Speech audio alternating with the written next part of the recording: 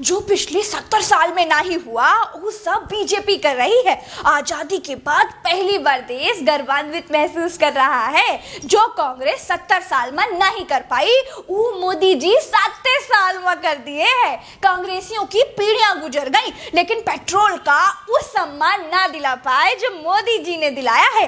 100 रुपया लीटर, आहा, ना इधर ना उधर, सीधे नई नोट निकालो और 1 लीटर भरा लो। छूटा टूटा कराने की कोई समस्या ही नहीं। हम मोदी जी की महानता बता ही रहे थे कि पट से चिंटू की मम्मी आ गई।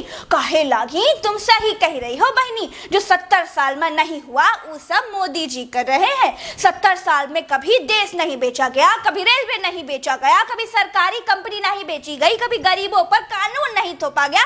70 साल में कभी फर्जी नोटबंदी नहीं हुई, 70 साल में कभी लाल किला नहीं बेचा गया। हम कहे 70 साल में कोई लाल किला पर कब्जा भी नहीं किया, 70 साल में कभी कोई सड़क पर कील भी नहीं गाड़ा था।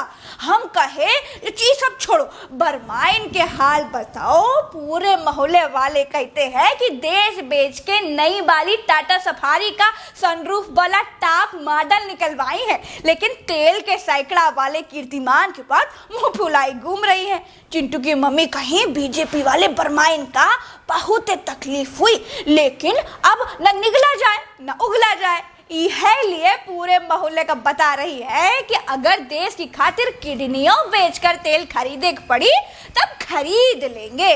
विकास होगा तो महंगाई तो होगी ही। चिंटू की मम्मी कही कि हमरा मुंह ना खुलवाओ बरमाइन, पूरा देश देख रहा है तुम्हार -23 वाला विकास। कुछ दे ना पाओ तो बनी बनाई चीजें माटी में ना मिलाओ। 5 ट्रिलियन इकोनॉमी का सपना दिखाए थे, अब 100 पर भी टैक्स लगा दिए हैं। चिंटू की मम्मी कही कि बीजेपी वाले वर्मा जी के राज में भारत देश बांग्लादेश से पीछे जा चुका है। हम कहे बांग्लादेश तो पिद्दी सा देश है, हम ही का पाकिस्तान के चंगुल से छुड़ा कर बनाए थे, तो बांग्लादेश हमसे आगे कैसे निकल गया? कुछ भी बोला तो तुम।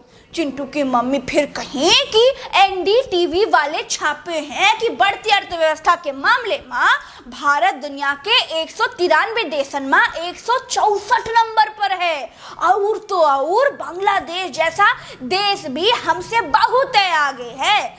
ज्यादा जानकारी चाहिए ना तो statistics.com पर चेक कर ले।